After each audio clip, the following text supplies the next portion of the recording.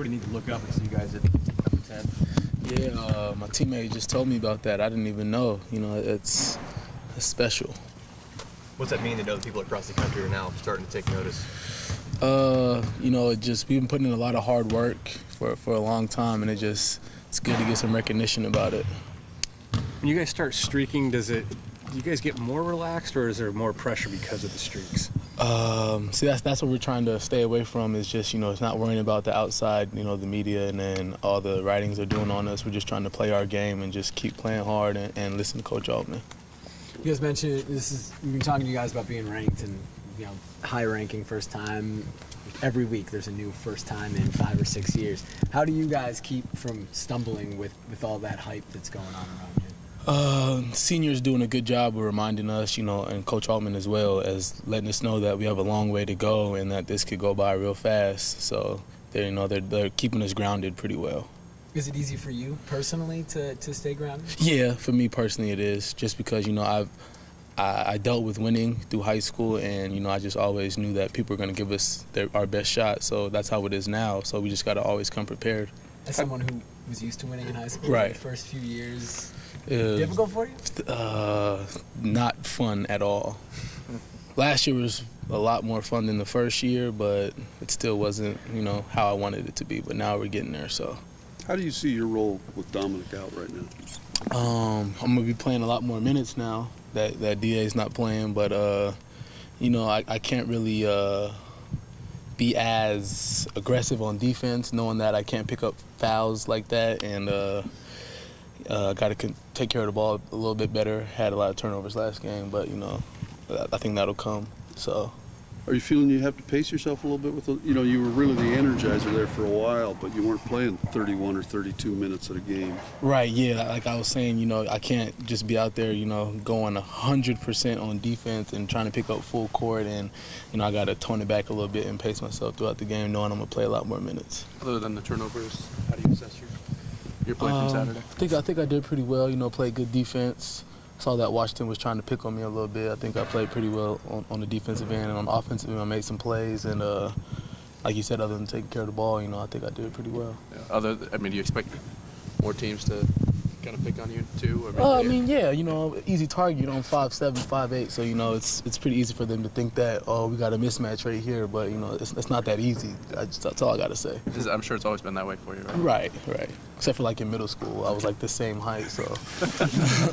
Is that, a chip on your shoulder, or just something you've learned to kind of carry with you? I accepted it, you know, a little bit through high school. I still had, you know, my mindset that I was going to grow a little bit more. So, you know, I'm just like, yeah, it's coming. But now I'm just like, you know, I'm the little guy, so I'm going to have to just play hard. Are there advantages to that, too? Oh, yeah, I can get under the defense, you know. When somebody's dribbling, I can really sit down on them and make it tough for them.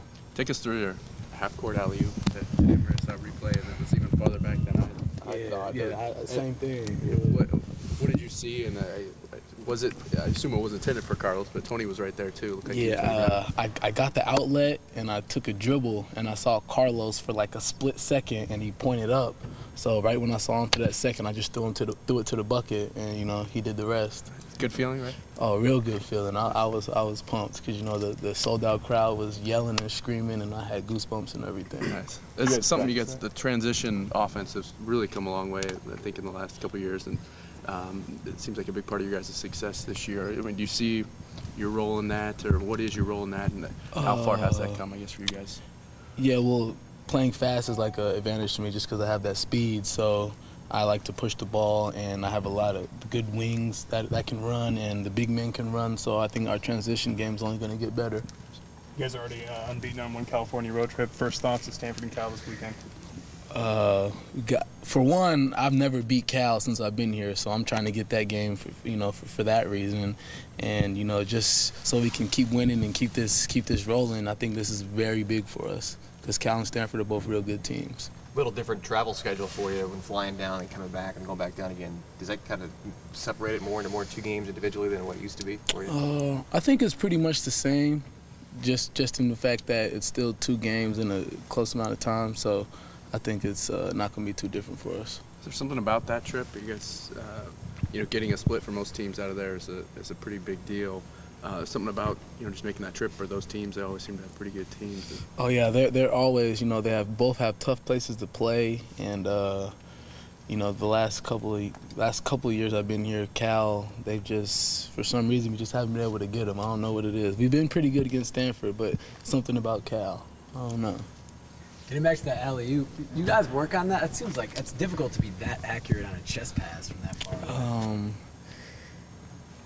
away. I've been throwing lobs for a while, ever since I was younger. I've been playing up, and I like to throw lobs to the bigger guys, so I feel like I have just a really good feel for putting the ball on the money when it comes to throwing lobs. Is it difficult from that far back, though? It's a little more difficult, but Los has real good hands, so I know I can throw it hard and he's going to catch it. So, like, if I'm far away and he's kind of close, I just got to zip it there, and I know he's going to grab it. So having a guy like him that you can do that to, and even a guy like Tony as a point guard, as a little guy, how nice is that? I feel like Chris Paul out there. Oh, yeah, just come off the pick and throw it up to Tony. He'll go dunk it. See Carlos running, just throw it up. He'll go dunk. I mean, I have a lot of fun doing that. It's one of the funnest things about basketball. You've had a lot of success this year, you guys scoring off of inbound plays, especially recently. How do you explain that, or do you put a lot of time in that? Or? Play calling is great, and we're executing and, giving ball fakes as the out-of-bounds man and just trying to pinpoint the pass to somewhere where my man can get it. And, as long as they jump to the pass, it's usually pretty successful. So.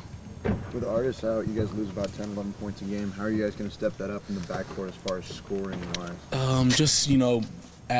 Me, I'm a distributor, so it's just more shots for other people like EJ, Dot, Carlos, Tony, just more opportunities for them. And, I'll be able to knock down open threes when I have to, get to the bucket and score when it presents itself. How do you think Dawson's going to handle that extra scoring, load?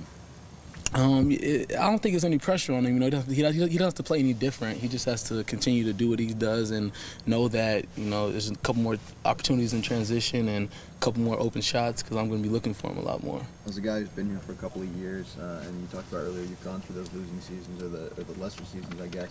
Are you a little bit jealous about the immediate success that maybe Dominic and Damien got in this thing? I'm happy for him.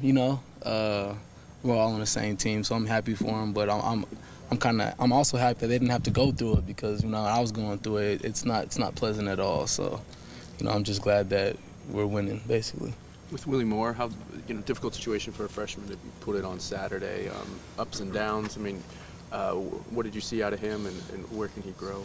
He's definitely got the talent and got the skill.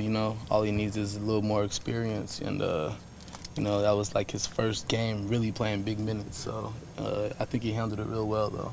Do you talk to him, you take him to the side or anything after a game, just kind of keep your head up? Or, again, some good, some bad. Yeah, during the game, Sure. I just tell him, keep playing, you good, don't let anybody get in your head, just keep playing the game, you know what you got to do. So.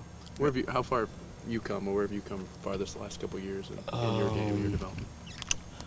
I feel like my defense has really picked up, because when I first got here, as a freshman, people were still trying to pick on me like they are now, and I think I'm handling that a lot better, and just being a leader on his team, I think I'm doing that a lot better as well. Going back to Willie, how much point had he been playing in practice prior to this weekend? He always plays point on the we'll have two teams. Me and DA will play point on one team, and then Willie will play on another team, or me and Willie are in exchange. So he's played a good amount of point. He just needs a little more game experience.